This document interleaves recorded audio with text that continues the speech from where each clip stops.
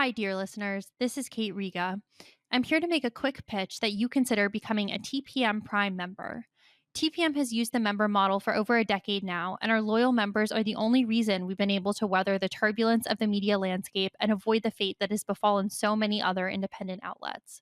For $70, you get no paywall, fewer ads, access to the Hive member forum, a members only newsletter, and more. For $140 a year, you get all of that plus no ads at all. Without our members, there is no podcast, not to mention that I'm out of a job. Thank you so much for listening and supporting us. We couldn't do it without you. Hi, this is Josh Marshall, and this is the Josh Marshall Podcast with Kate Riga. Today, we're going to talk about a few different things. We're gonna start out talking about Trump on trial because of everything that's been going on with indictments for the last, I lose track at this point, a year plus, and appeals and all that kind of stuff. As we know, he is actually on trial right now in New York City. We're also going to talk about we have coming up the Trump immunity hearing before the Supreme Court, but we just had this one that is obviously related to that, but about January 6th and the laws and the legal theories that the government used to prosecute a lot of the Jan 6th insurrectionists, right? So there's the trial about the coup, about the big people who were running everything, and then there's the ongoing ones that we know have been going on almost since Jan 6 itself. The initial prosecutions got going of the people who actually broke in got going relatively quickly. So that happened.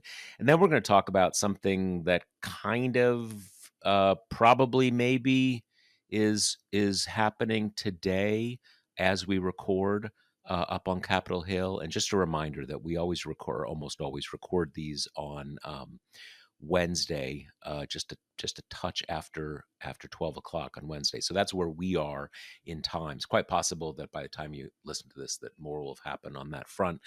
But let's co-host Kate Riga. Let's dive right into this. So we've had a few days now of Trump up there, and we're not kind of to the trial proper. We're still in. We have jury selection and all that. So what do you make of it so far? What do you make of what we're seeing? So, our colleague Josh Kavinsky has been there in person. I guess they have this little kind of media overflow room for journalists. And God, poor guy, he has been through the ringer to get in there. He arrived at the first trial, which started, 9 or 9:30. He got there at 6 to make sure he would get in after doing all the kind of foundational back and forth about getting the right press pass and proving blah, blah, blah. So he gets there and there's like a bajillion people there, stands in line for 3 hours, and then they say, oh, that's it. It's full. Sorry about that. And all the other journalists kind of like clear out or go to interview the like 5 Trump protesters that are there or whatever. And Josh just kind of hangs around and then was rewarded for that because they come back out and they're like, okay, we've got 2 more seats for reporters. So Josh got in that way. Kudos to him. So it's fun that That's the kind of hardcore reporting work that you are supporting when you become a member of exactly. TPM. Not screwing around, not taking a breather, interviewing the guy with the Trump flag, but keeping it Right. real. Good organic plug there. So it's been fun because we've gotten all this kind of color, and that's mostly what it is right now because we're still doing jury selection. And as our listeners can imagine, pretty difficult. I mean, anywhere in America to find people who don't feel strongly one way or another about Donald Trump. But of course, these jurors are all coming from Manhattan specifically. So you're not even getting the kind of Republican flavored corners of New York, like Staten Island or whatever. They're all Manhattan people. So they've been bringing in kind of a bunch of prospective jurors, like 96 of them at a time, and then asking, are you able to be impartial for this trial. And then if anyone raises their hands, they're just dismissed. And that's like kind of interesting because if anyone has ever served on a jury before, Yeah, it you doesn't know work that that way. that's what everyone says, right? And then the judge and the lawyers kind of grill you to make, because a lot of people are just trying to get out of it, right? In this case, they're kind of giving you full benefit of the doubt. If you say you can't do it, you're gone. And they've been wiping out, like kind of half these big groups that way. And then with the remaining people, you get this really long, like 40 questionnaire to fill out. And then they're doing the more traditional kind of voir dire, um, little interviews. And each side, the defense and the prosecution, gets 10 like no questions asked kind of dismissals that the judge can't interlude on and be like, no, no, no, that's not a good reason. So you get 10 of those, both sides per Josh. As of Tuesday, today Wednesday is a day off in the trial, but as of Tuesday they'd both used 6 of those, and we've got now 7 jurors like placed on the jury. They want to get 12 with potentially 6 alternates. um so the kind of that's where we are now.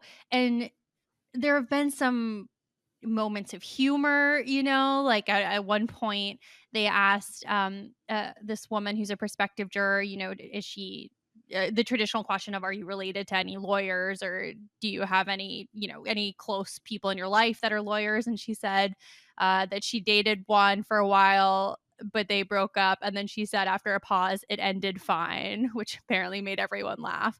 So there have been like, little moments like that. You had Trump getting scolded at one point because they were going over this woman's Facebook post where she had posted a video of everyone like celebrating after Biden won in 2020, and said something about, fairly innocuous about like spreading cheer or something. And the judge was not letting the prosecution or letting the defense kind of just write her off completely because of that. And Trump started muttering at her, and then he got scolded by the judge.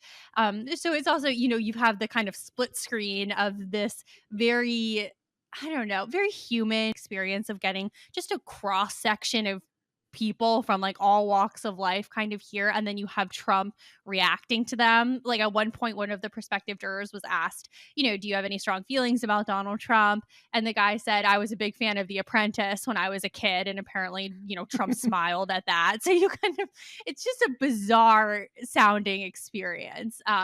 So, that's where we're at now. Jury selection is actually moving a lot faster than people anticipated. Initially, they thought it might take 2 weeks to seat a jury because it's so hard to find people who don't have like preconceived notions about Trump. But, as I said, we've got 7 now. So we're like more than halfway done. The judge said if we continue at this pace, the whole jury will probably be in place by Friday, and they can start with opening arguments Monday morning, which, that's a pretty good clip.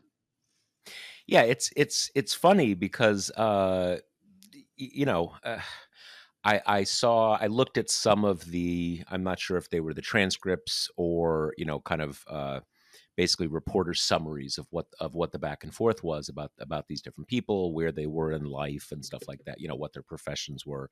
I believe there were a few of them who were lawyers themselves, maybe not criminal defense, blah blah blah blah. But it is always one of these things where if someone says like, yeah, I really don't have a lot of feelings, strong feelings about Trump, it's hard not to think either, liar or what's your deal? Like, because no one doesn't have strong feelings about Trump, right? There's no one who's just like hasn't given it much thought or something like that. I mean, as you say, it's a big country, and we have a very skewed you and I, and almost certainly everybody who's listening to this podcast, because by definition, you're into politics, you follow it, and all that kind of stuff. And there are a lot of people out there, and certainly you're right. I mean, anybody who is served on a jury and either honestly or because you're busy, say, oh, I can't, don't know if I can be impartial. I mean, that don't cut it. That, I've had that a few times in cases where uh, I kind of thought that might be the case. Um, and yeah, the judge. I don't know if you ever, sometimes you get pressed by the judge, where they're saying like, okay, you're saying we're going to swear you in, and then you are not going to be able to follow the instructions I give you when you're under oath. And at that point, most people say like, okay, sorry, judge. Yeah. Okay. My bad. Right.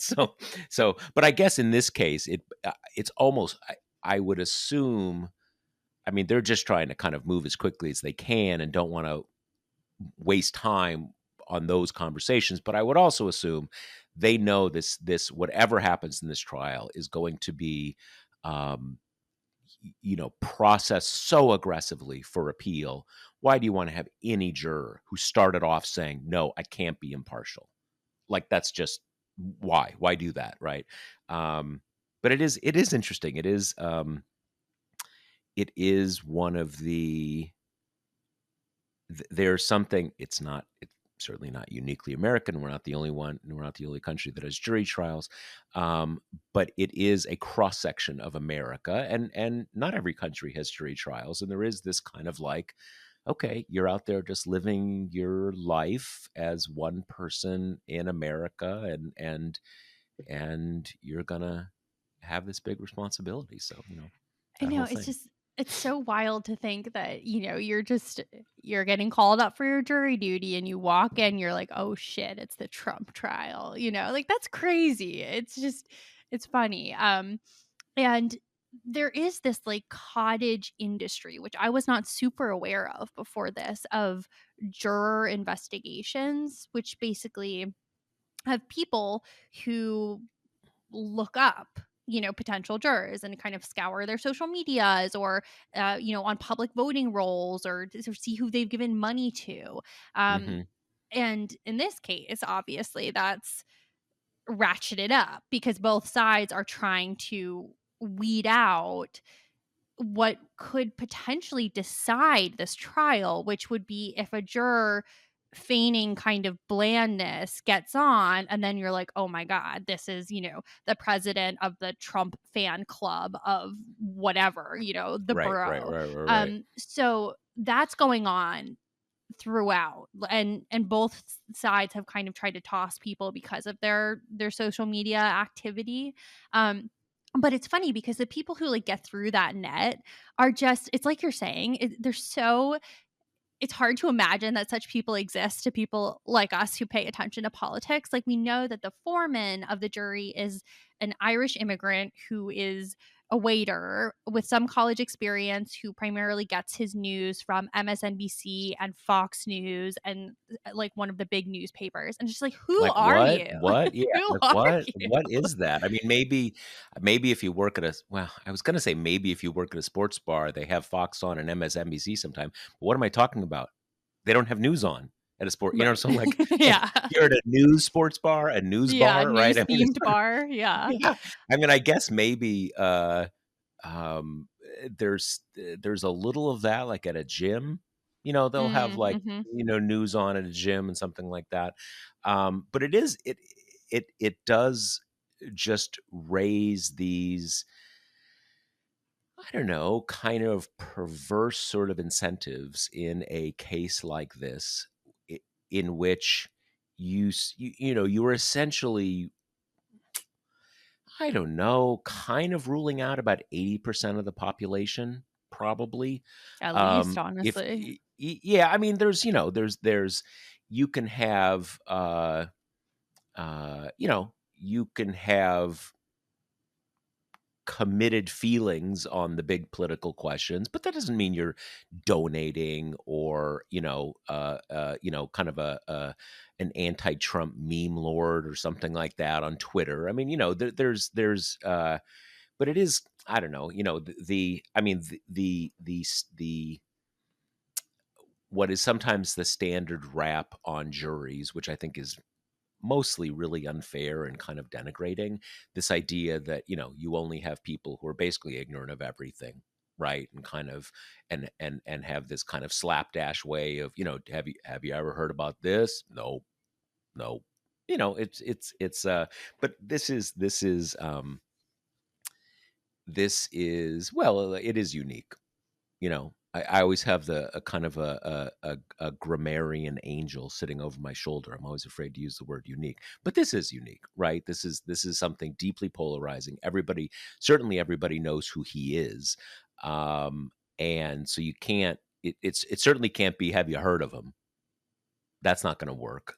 But we'll see. Who knows? One thing about it that is a little concerning to me is the judge kind of previously put in some measures to preserve the jurors' anonymity for the very horrifying reason that Hmm. the Trump hordes are going to go after them. Best case scenario, that means like getting doxxed or harassed online. Worst case is someone will act on those impulses. Yeah. But he is not really stopping people from kind of outing themselves. And I have to say, just from some of the coverage I've seen, I mean, people, and I don't blame them, right? These are lay people. They're not necessarily thinking about if they're making themselves identifiable or not, but some of them are giving out so much information that there's just no way that you can't find some of them. And I know because we would never publish that, but as a kind of journalistic exercise, we've been able to kind of identify a few of these people just because you've got one person who works at a three-person company with her husband who said the name of the company and you know and Right. people have Yeah. said named their employers, and there is just, and that is worrisome to me because that is going to be, I mean, you've already got Trump kind of unleashed going after Judge Merchan's daughter and, moving the boundaries of what's acceptable. And that always kind of trickles down to his followers. And it's just, that after the trial is seated, he's going to pick out, I'm sure whatever people of color are on it or women who are on it to decide that they are specifically kind of out to get him. And that's a scary proposition. Like, I do wish that there were a bit of like firmer guardrails on what journalists could get access to in terms of, the identifying stuff. Yeah, it's funny. I saw a journalist. Well, it was Jim Fallows, just on Twitter, kind of saying like, "What is the journalistic value? What is the news value Mhm. of what you're talking about? Of these, like, all even when it's not immediately identifying, just the general kind of I do this, I do that." And it had occurred to me that to the extent that someone wants to be on the jury, it's kind of like trying to answer the right way or something like that. You sort of have to like, who is that? Like, I've got some questions about the people who want to be on this jury because you can kind of guarantee. I mean, either you're stupid because your life is going to get turned upside down, or you want to write a book, right? It's and now some people just want to do their civic duty. But it's almost like if you've really thought it through, those are the likely outcomes. I guess. I mean, our lawyers, there are lots of things that judges can do, but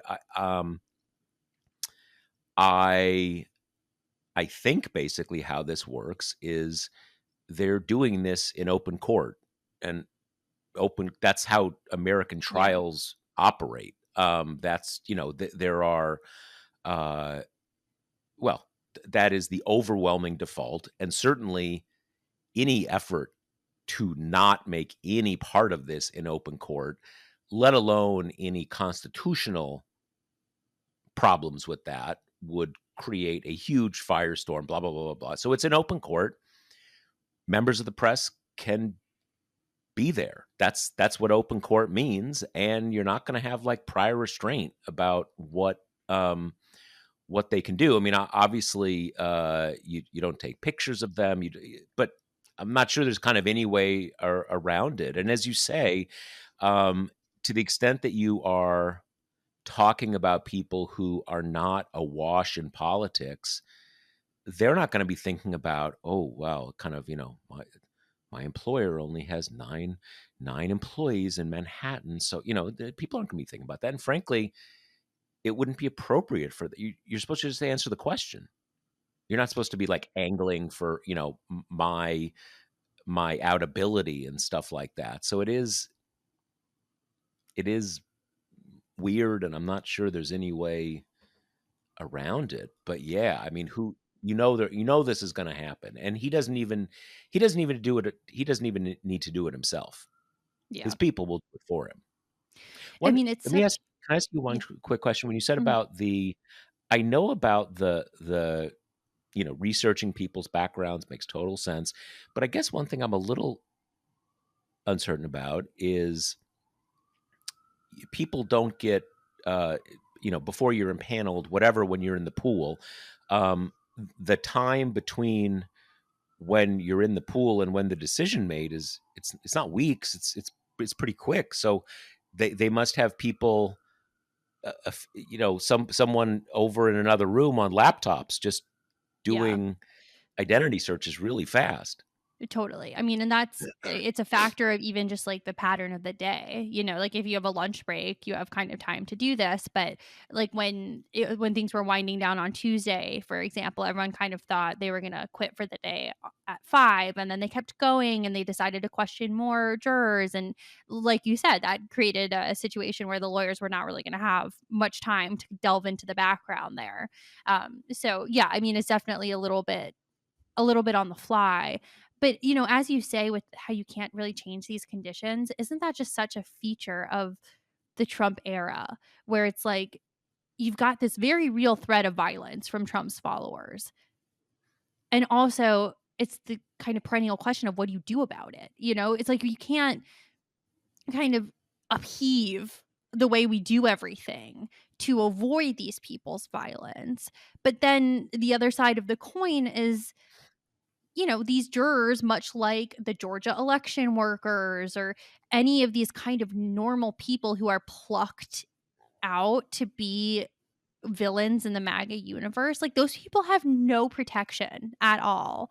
And, the police maybe are the only ones who could do any kind of stand in there, but I mean they're useless in this context, right? I mean it really brings to mind Shay Moss and Ruby Freeman talking about after kind of Trump and Rudy Giuliani fingered them as the ones who had like stolen the election in Florida, that they had people sending a million pizzas to their house and ringing the doorbell and trying to do a citizen's arrest on on the grandmother. I mean, it's just we have no guardrails for people like that. And it's just this, like, unsolvable problem because it's like you say, what are you gonna do? Kind of, like, shut courts to the press? You can't do that, nobody wants that. I mean, and at this point, the only thing you can kind of rely on is, like, journalists being a little bit more responsible and maybe being able to sift out what is fun color from these otherwise kind of boring procedural early days of the trial and what is, potentially endangering somebody. Well, there's a reason we call them guardrails and not laws, right? These things rely on, by definition, they rely on people operating within certain norms, and we have gotten used to the fact that it's just a given that people who are perceived to be threatening Trump will get lots of death threats and will quite likely get kinds of harassment that isn't just anonymous emails, but people, you know, not maybe becoming a victim of physical violence. But if some whack job comes up to you and wants to do a citizen's arrest and people are, swatting your house and stuff, that's real, right? And uh, what it at a certain level, like, how can we not take that as a given? It is a given. At the end of the day, what makes it the decision is in the hands of his supporters, because the real hammer there is someone acts a certain way in a political context, And their supporters say, okay, that's too much. You're done. But as we know, that has never happened. In fact, it's clearly how he motivates a substantial number of his supporters, and that's just kind of where we are, right? There's no, I don't mean it in a kind of a throwing up our hands kind of way, but as with so many other things about Trump, uh, at least a very large minority of the country is fine with him behaving this way. And that is the political reality that we currently live in. So before we move off the Trump trial, I want to talk a little bit about the politics of it all, right? Like the political valence of Trump being stuck in a courtroom every day under penalty of arrest if he skips for, you know, 6 weeks, 2 months. That's kind of what we're looking at here. And this is something that we talked about a bit on the pod, months ago, back when we thought that these trials would be starting a lot more imminently than they ended up starting. But it's I have to say, we thought when we were talking about this back then that it would matter greatly that Trump was in court. And I think we talked about it a little bit in the context of having some skepticism about this idea that Trump in a courtroom helps him, right? That he gets to like come out every day and do these big angry speeches to the assembled reporters on the sidewalk and talk about how this is a, Joe Biden prosecution and it's a witch hunt and they're doing this to keep him from the presidency. And a lot of people have given a lot of credence to the idea that that's a really potent argument for him.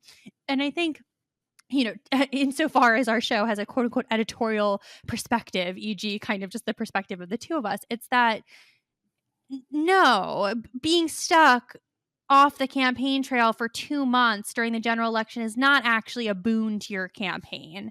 It is bad for your campaign. It keeps you from, traveling. It keeps you from doing rallies. It reminds people every single day that you have these serious felony charges against you, that you are in the kind of ultimately undignified position of being a criminal defendant, of being threatened with jail time, of being silenced, of being powerless, of having to sit there and take it, of for the first time in Trump's long, wealthy life, not getting to like craft his own schedule and kind of be the master of his own fate. I mean, it's ultimately humbling, even for Trump, for Trump, who has gotten allowances that no other criminal defendant would ever get, who can go after the judge and know he won't get put in jail, who for most of it avoided getting a mugshot or his fingerprints and has been treated differently still.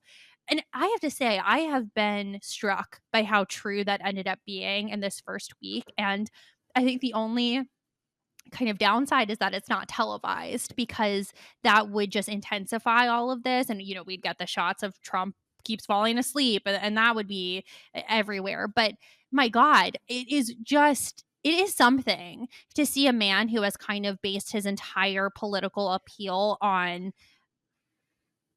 power that Yeah, on nobody can dominance. kind of, yeah, that no one can take away from him, that no one can impinge on. He's white, he's famous, he's wealthy, and all of those things make him kind of undefeatable. To see that all just kind of stripped away and have him have to sit there and sulk quietly, and the judge will yell at him if he mutters, and he just has to sit still for hours on end. I mean, it's something. Yeah, and I think it's important to recognize that there are, yes, he's a white man and he's wealthy, but his, secret sauce, for lack of a better word, is even above and beyond that. The things that apply to all the other white wealthy men don't apply to him. He's going to pull some fast one. And even back to the 2016 campaign, one of his big things, and this wasn't a matter of breaking rules or laws, but the way that every other campaign, his, the candidates that he dispatched in relatively short order, they're going to respond. We'll put out a press release. We'll workshop it, and he's just on Twitter like meh, meh, meh, meh, meh, meh, meh, meh. And they're like, what, how? Or that in a debate, he's Jeb Bush will kind of put out his scripted one liner, and then Trump is like, Jeb, he's low energy, you know what I mean? And everybody's like, like, dude, what? you know so it is it even when you get beyond breaking rules, he not even norm, he operates outside of the constructs that are there, and obviously he also breaks rules or finds ways that the rules don't apply to him, and that is that sense of dominance, power. It does Nothing applies to me, and that is really the center of his political power, because I think his people, the draw is, I want someone on my side who no rules apply to. I like that. I like that. I like that he's hurting everybody, or hurting the right people. Um, so yeah, it. I have the same sense that it doesn't look good at all. I mean, because dominance is his brand. So to put it in those kind of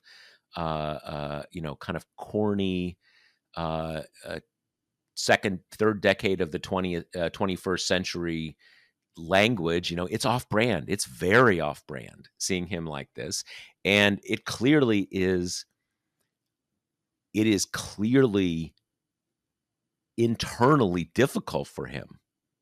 And, the one thing, even thing, I don't want to get, too far afield in terms of like a psychological analysis, but, it's great to see him falling asleep, for to the extent that that plays into the competitive old man ism, discourse of the 2024 election. But I wonder, at some level, he's fallen asleep because he feels kind of defeated there. Oh, that plays with someone's head in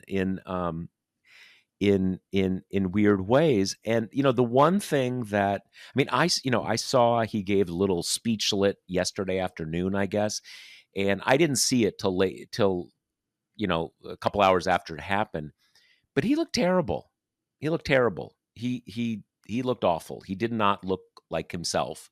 And I I wonder, in the one thing that confuses the issue for me a little bit is that Biden is clearly gaining on him in the polls. Who knows if it's going to stay that way? Who knows if Biden's gaining enough? But one of the things that we discussed on the pod a couple months ago during the fall is, it's super hard to look smart when you're losing. To the extent that when you're a little behind in the polls, you're losing. You're for the moment, you're losing. You're not where you want to be. You look weak. You look dumb. Everything that goes wrong is you're an idiot for doing it. So he is, at least in relative terms, falling back a little. So that's going to make everything he does that isn't optimal seem worse and weaker and dumber and stuff like this. And I have no question that our perceptions of him, in the dock, are affected by that. They can't not be affected by that. He's losing ground. But still, it's just a defeated thing. It's not an accident that we have this hundreds of year English common law, inherited by the United States, tradition of there's all sorts of symbolism and process that are engineered to make clear the state is in charge here. The government is in charge. You're not in charge. You are in the dock. You are answering for a crime, and he is subject to that as much as anybody. And in some ways, it's more damaging for him because dominance is his brand. Totally. And there's also just the logistical reality of, I mean, this is a man who hasn't done anything that he doesn't want to do for like decades. I mean, most of us, part of being a normal human is like you have to do things that are boring and long and that you don't want to do because it's just part of life. You know, you have to sit and wait in a doctor's office. You have to go to the DMV and wait in a 2-hour line. You have to go to jury duty and spend your whole day there seeing if you get picked. But for a, super special wealthy celebrity man, Trump, he couldn't even sit for his daily national security briefings. We have reporting of him just kind of getting up and toddling out of the room because he doesn't have the self discipline that the rest of us are kind of forced to develop to just exist in society. So I'm just wondering if he's going to be able to sit there every day for 2 months. I mean, that seems like a psychic battle that he has no muscle memory to fight, and you've got it's just it's good that they got this kind of no nonsense judge who's like, you are not gonna kind of fuck around in my courtroom. You're gonna follow the rules and you're gonna sit there. And he's made abundantly clear, like, if you miss a day, you're going to jail. And I'm not gonna let you out for campaigning stuff or because you want to sit at the Supreme Court for your immunity case. Like, this is the trial you have to be at and you will be here. And I think that's just going to be an epic internal struggle for him. No, I mean, when you were, I was gonna bring up the point about the presidency because one of the reasons that the presidency historically ages people a lot is that it is a tremendous amount of work, right? I mean, they say all this, oh, Biden, Bush, they're vacationing constantly and all that kind of stuff. But even when that's just a change of locale. You're still doing tons of stuff through the day. Um, and whatever, people, no one made you be president, right? It's not, no one's like feeling sorry for anybody, but as you said, it was a constant theme of his presidency. He just didn't want to do most of it, right? And even I must say, I would not. I don't think for reasons of dominance. I mean, I don't want to be on trial for in a criminal court, regardless. But I would have a hard time, not because of the sort of the. I would need like a fidget spinner, right? Because of my ADHD, I would have a hard time. Um, but yeah, for him. But I that that I'm curious. It would have been nice if we had, and I'm a little curious because it's not a default, but I always think of it as a default that you're going to have cameras in the state court.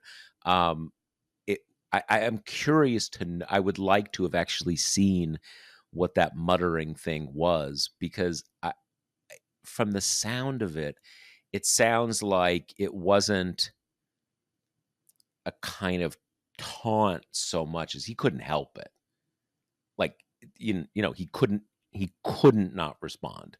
And I do wonder if we're going to see more kind of like, I don't know, just he won't be able to hold it together, right? It really is like a kind of special, like divinely curated punishment for him to have to sit there and like listen to mean memes that people have tweeted or posted about him. It's just like the poster king is kind of getting his comeuppance here. Yeah, But yeah. so, Josh will keep covering that. We'll keep being at the courtroom for us. So it's not going away. It's a story No. we're gonna keep talking about for the next few weeks. And But the and the idea is it's 4 days a week with Wednesdays off, right? That's kind of that's my outside of understanding. okay, that's the default. Got it. Okay. So, but we did want to talk about a couple other things in this episode. One of which we'll jump from one court to another. So, this was yesterday on Tuesday. The Supreme Court heard this case that grew out of one of these prosecutions of an alleged insurrectionist on January 6th. This particular guy was an active police officer who basically told his police chief, like, yeah, eat shit, I'm going to the Capitol. Like, I might need bail money. And then, in kind of beautiful harmony, the police chief was with the group that came to arrest him after the Capitol. So, but, so this guy got into the building. He, like, seems to have knocked a police officer down. His defense team is basically saying, oh, he was only in there for 4 minutes. But basically, he is on this, like, upper tier of kind of the insurrectionists, right? Like, we've had a lot of prosecutions of them. The lower tier are the people who were kind of, didn't do anything violent, who, like, trespassed but didn't touch a police officer or bash in a window or steal a riot shield. And then the upper tier are the people who did do that. And, like, the really common thread that seems to bring these people together is they, like, really delightfully admit to all their crimes on social media or in text. But so this is an upper tier guy. So he got, I think, 6 different charges of, ranging from the kind of trespass to, like, assaulty type stuff. And one of those charges was obstruction of an official proceeding, which, if it sounds familiar, is because that's one of the charges. Well, it kind of comprises 2 of the charges that Jack Smith has brought against Trump in the January 6th case. And that's why this, otherwise, people wouldn't really care about the case of this one insurrectionist, but it matters because it could ripple into Trump's. So the kind of granular question that this is going up to the Supreme Court about is whether the government can use this anti-obstruction statute against the insurrectionists. And it is born from a statute that was passed after the Enron scandal. And the first kind of clause of this section about it is all about not spoiling evidence, that you can't. And it was to close this loophole because pre-Enron, other people destroying evidence kind of for you was a crime, but there was this loophole where if you destroy it yourself, that's fine. Like, that's not illegal. So they were closing this loophole, and then they added on. So they're like, you can't kind of tamper, impair, blah blah blah, all these different words for evidence. And then in the second part, it's like, or otherwise, impede, delay, obstruct an official proceeding. And the government's been using that kind of catch-all provision to say, these certain insurrectionists, they can't use it with all of them. The government says they've only used this charge with like 300 of them because it's a higher bar, right? Like, you need to prove that they knew what was going on at the joint session of Congress, that they were specifically trying to get into the building to, stop the count or delay the count at the least. You need to have, there's a mens rea piece where you have to have a corrupt intention. So, it's a higher bar to prove. They can't use this for people who just kind of waltzed into the Capitol and waltzed out. So that this whole argument was about, does that part of the statute apply here? Is the government kind of searching in statutes to find something that they could extend out to use here? And that's the defense's argument, right? Like, they're saying this is about evidence spoliation. They are just kind of finding a whole new statute in this provision. And the government saying, look, we're all textualists here. That's what it says. It says to corruptly obstruct an official proceeding. That's what this guy's doing, right? He's texting people. He's posting on social media. He knows what he was doing, what he was getting in there to do. We sent a text that said members of Congress can't vote if they can't breathe. Like, he went with the intent, yeah, to do this. And so Jack Smith kind of is trying to preempt this potentially going badly. He submitted some brief saying, look, no matter how this one goes, we have a direct tie-in to that more explicit evidence impairment piece of the statute because Trump was trying to use the fake slate of electors. He was trying to, make a phony document to try to kind of. Manufactured evidence, basically. Exactly, Yeah, yeah, exactly. yeah. So he's saying, no matter if you don't think the kind of siege of the building is enough, we have a backup plan, basically. And the arguments here were kind of interesting because after the first, the lawyer for the insurrectionist, after he went, I was pretty sure we were gonna get a 9-0 in favor of the government. Like, they were very skeptical of this guy's argument. It's a hard argument to make. Like, you're kind of taking the explicit words of the statute and being like, "That's not what they mean." This catch-all provision doesn't really mean anything. It's just kind of repeating what they said explicitly in the first, which is Right. generally not why people add catch-alls, especially in this context when Congress was really explicitly trying to close loopholes that like fancy money men use to get out of trouble.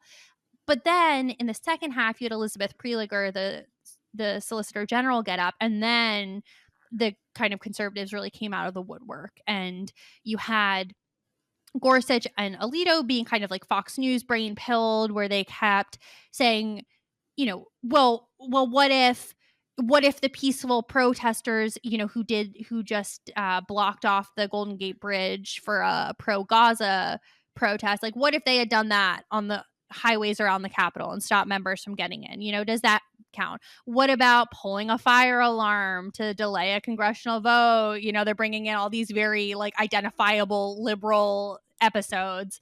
Right. And doing this kind of bad faith thing where they're pretending like they don't see a difference between, what the insurrectionists did and what someone who stands up and heckles the Supreme Court in court is doing, like as if those are two of kind of the same things. And you had Thomas doing a similar vein where he's like, well, there have been a lot of violent protests before. Has the government ever used this statute against them?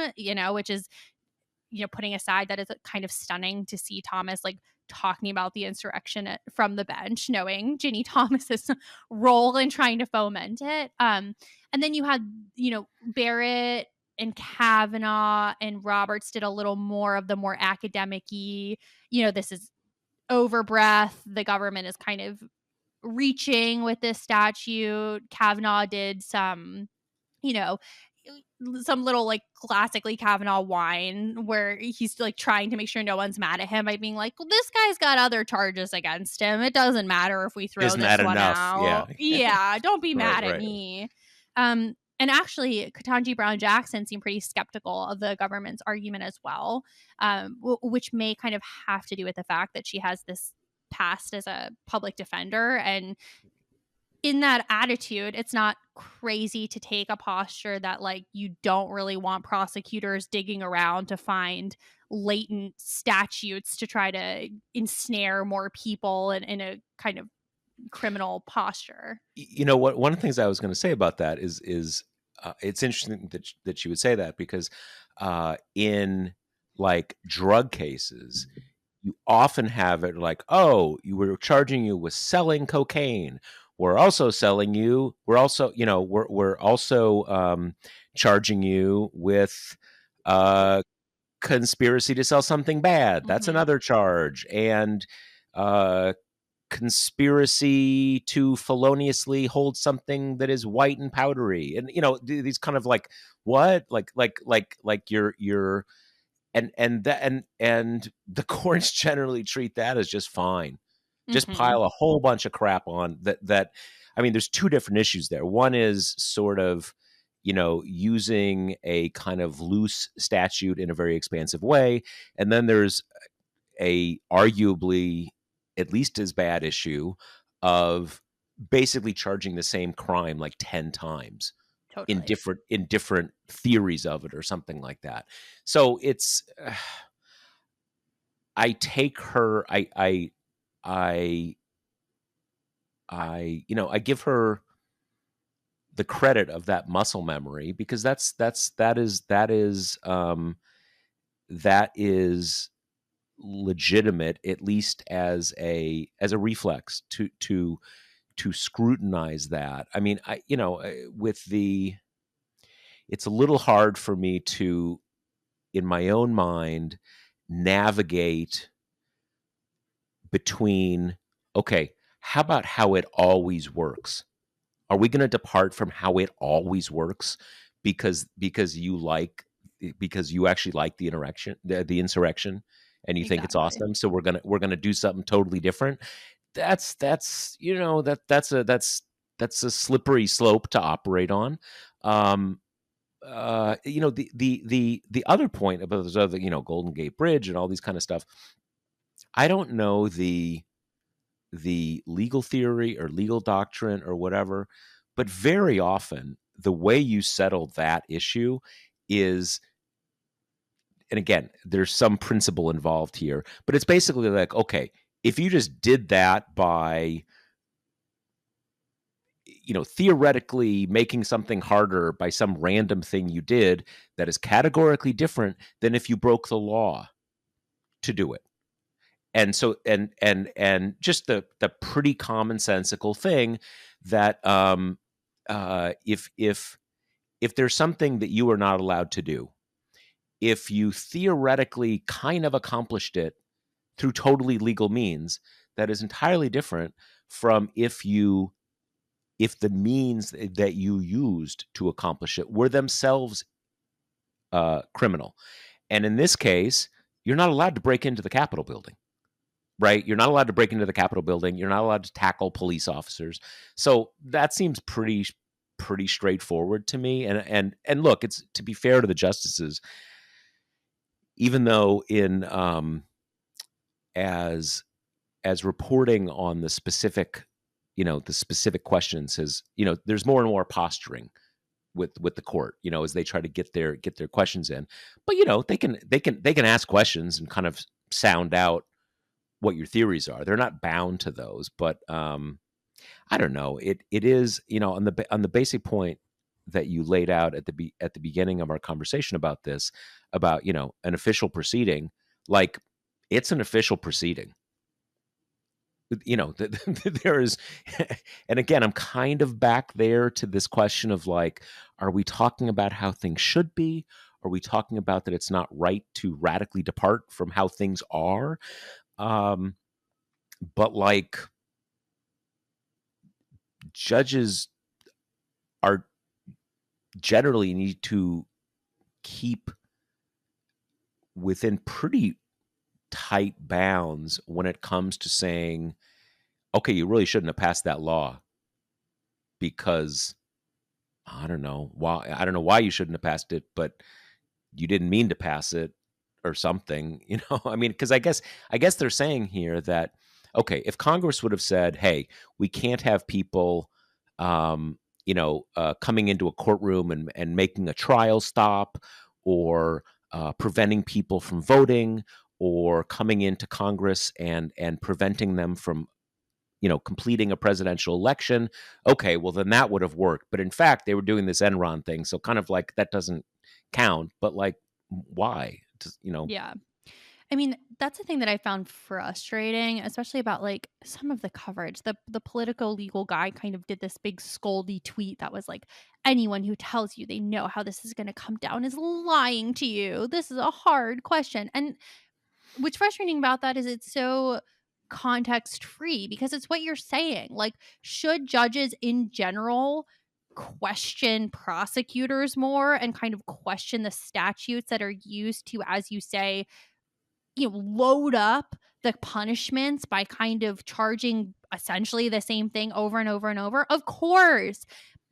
But the only context in which right-wing judges do that is when it's a pro-Trump mob. If we were talking about like a black drug dealer here, it would not be a question. So it's a little frustrating when you hear them like quibbling over like 20 years in federal prison, and it's that sympathy is so selectively applied. It's just anyway, I just that No, frustrates look, we, me. we we we as a society, we send people to totally insane amounts of incarceration, and I don't just mean that on across the board. I mean, for white collar criminals too, right? The on some of those, even some of the Trump cases with like, uh, God, I'm forgetting everybody's name.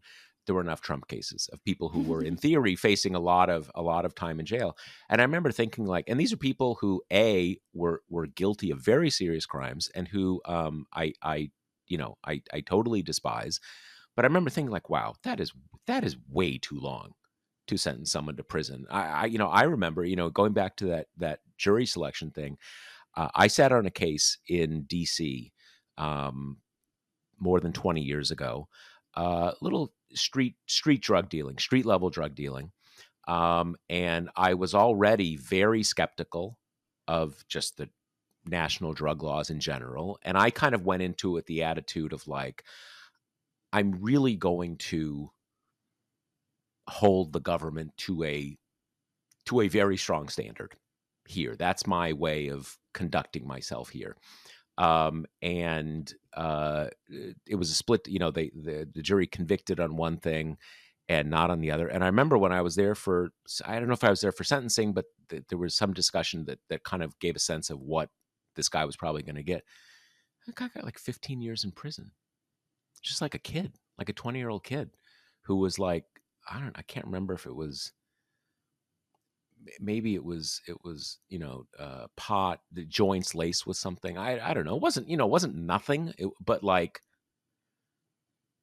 what the fuck, I mean, that is insane. And just in general, we have gotten as a society, I think, inured. I mean, lots of people are not inured, they have family members in jail, but uh inured to even something like 5 years in prison.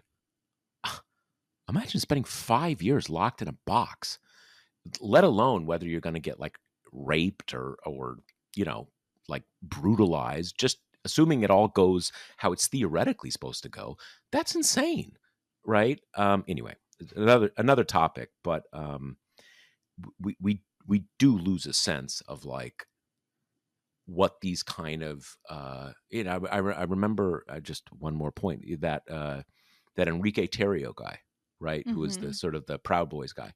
I remember, I think he got like 17 years in prison, for for his role, and that was a different thing. He wasn't even there on January 6th, but he played a key role in the people who were really planning the whole thing, and he got 17 years. And I remember people saying like, "Oh my God, is that enough? That's not what, this is a serious crime." And like, I get it at a certain level, but man, spending 17 years in federal prison, that is, you don't have to be like diminishing the gravity of what happened on January 6th to say like, that's a ton. I'm not saying it's Yep, unfair, but like, that is a massive life-changing punishment. totally. So we'll be waiting to see kind of what the justices say there. I think in terms of how this will affect Jack Smith's case, if they want to shoot down the statute in a way that also kind of wipes out his backup plan of the phony certificates, they made that really difficult for themselves on Tuesday. And again, like, this is a right-wing, results-oriented court. We're not going to like sit here and be idealistic about it, but they did all agree. Like, it's explicit about the evidence thing. That's written right in there. A lot of them were taking their qualms from the position of like, we're talking about documents, we're talking about, photos and stuff like that. That's not what the insurrection was. So for him to kind of be like, well, here's our document piece, that's going to be kind of harder for them to wipe away with this opinion, I think. Of course, now maybe Yeah, they'll come back and say like it wasn't evidence, but it'll be a harder row to hoe after the way they kind of talked during these arguments. yeah, Um, yeah. so now we're going to round out the episode with another embattled week in the life of Mike Johnson, who basically has his feet in the fire again after the Iranian attacks on Israel over the weekend, which re-upped the urgency for doing foreign aid stuff. And like, Israel and Ukraine and Taiwan are all just to some degree in tandem now. Even if Republicans don't want them to be, Democrats are never going to just sign off on Israel without getting Ukraine and Taiwan in, because they know that's the only way to get it done. So that has all kind of come up to the fore again. And then you have Marjorie Taylor Greene going on and on about the motion to vacate and how she is ready to do that. And then this week, Thomas Massey said, he will kind of also sponsor a motion to vacate. And you have people getting pissy with Johnson because as we've said before, there are a lot of people in the House, a lot of Republicans in the House who want to do Ukraine aid, even more who want to do Israel aid. So we started getting more discussion again about a motion to discharge to kind of circumvent Johnson, which he could even perhaps usher behind the scenes, because it would be a way of getting the stuff to the floor that doesn't like necessarily kind of implicate him as the one shepherding the bills. But right before we started recording, he put out a letter to the members where he said they're going to release the text today of this supplemental that'll have Ukraine and Israel and Taiwan in it, which would set up a vote Saturday night.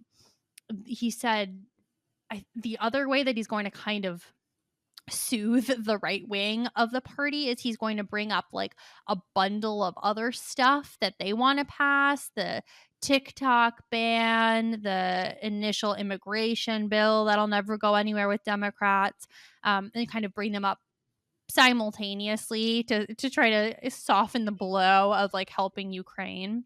So that's on the docket. The text, at least as of when we started recording, hasn't been released yet, and Democrats are largely kind of keeping their powder dry until they see what's in it and see if it's generous enough, to kind of satisfy them, even though at this point I think Republicans would really have to poison pill it up to put forth any kind of Ukraine aid that Democrats would shoot down, because it's proven so difficult to get through. So that's where we are now. And it's, Johnson said earlier this week, I will not resign. Never really a comforting statement to hear from someone in a position of power. He, there's the question of, if he does this, Marjorie Taylor Greene said that her hill she'll die on is if he brings Ukraine aid to the floor, she's going to trigger the motion. And if she does, that'll bring up the question of, do Democrats step in? Do they help save him? Do they help table the motion, basically, which would kind of get rid of it for now? And you have some Republicans countering, well, how many times are we going to do this? Is this going to be every time we're in session there's a motion to vacate and you need Democratic votes every time? And some Democrats are saying, well, we're not going to do this for free, though it feels like if he potentially loses the gavel for Ukraine, that they would probably help him out. And there is a general sense that Johnson has been a better faith negotiator with them than Kevin McCarthy was, who also made a kind of fatal error of going on TV and railing at all the Democrats, as well as the kind of ousting eight when he was in the midst of this, which didn't really incline Right. them to help him. So that's where we are now. Johnson is referring to himself as like a wartime speaker, which is pretty funny. Yeah, and that's what we're looking at. Yeah, it's funny that I think you are right, but it's funny that you say that they think he's more on the level with them than McCarthy was, because by most standards, McCarthy was, moderate doesn't mean anything, but McCarthy was not an ideologue, right? He's just not an ideologue. I don't think he really has particularly strong policy feelings about anything. Johnson clearly is a hardcore ideologue, right? But what did undo McCarthy to a great extent was he was arrogant. He was arrogant, and knowing, or should have knowing that he might need Democrats to kind of, in a pinch, he was attacking them, and so that all makes sense. It's just weird that they might. And I guess you made the point that there are ways that Democrats can short circuit this without having to vote for him in that floor vote. That you can basically join on committee and just there's never a vote, and that's unquestionably would be easier for Democrats. And I think that is I think that is the case. I think procedurally that's how this works, and if that is how this works, that would just be easier for Democrats because no one quite knows, like, oh, there's some committee somewhere and a couple people voted something. It would just inevitably be hard for Democrats, any Democrats, even a small number of Democrats, to kind of raise their hand, or metaphorically raise their hand for Mike Johnson. I mean, I would say that we're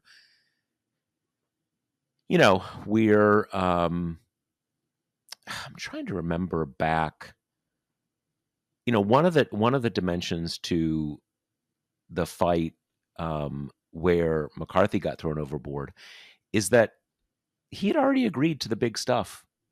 You know, Democrats didn't really care, right? There was nothing on the line. There was nothing where he could say, if you don't do this, the government is going to shut down, or we're going to default on our debt or something. Democrats could sort of look on and say, like, we already got our stuff. Bye, Kevin. Like, you suck. You really suck. We hate you. You're nasty. You're blah, blah, blah, blah. But here, the Ukraine thing is just a really, really big deal. I mean, to me, just on the merits, it's far more important than the Israel stuff. And that's not even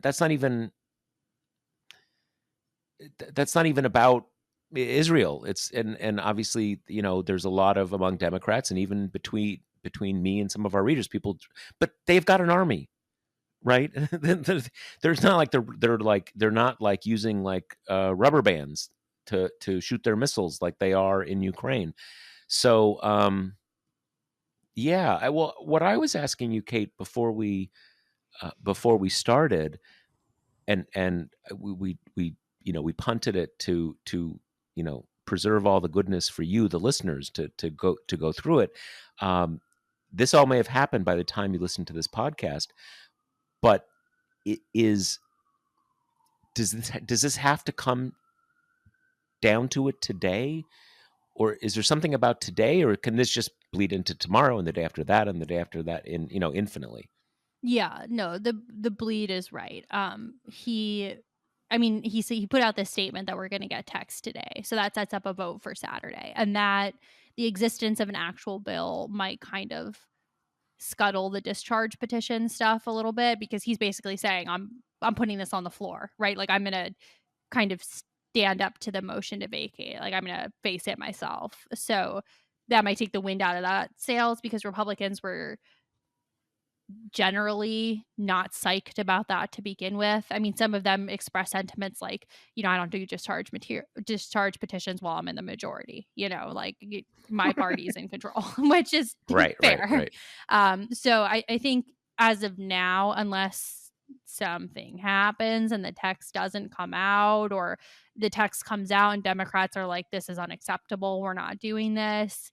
Or, Republicans purposely try to sink it in some way, like say, no, it must be joined with our crazy immigration stuff, or we'll defund the IRS. Absent that, if the foreign aid supplemental is like kind of reasonable to some degree, if it mirrors what's come out of the Senate, stuff like that, I would assume that we're going to have the Saturday vote that will pass, with many Democratic votes.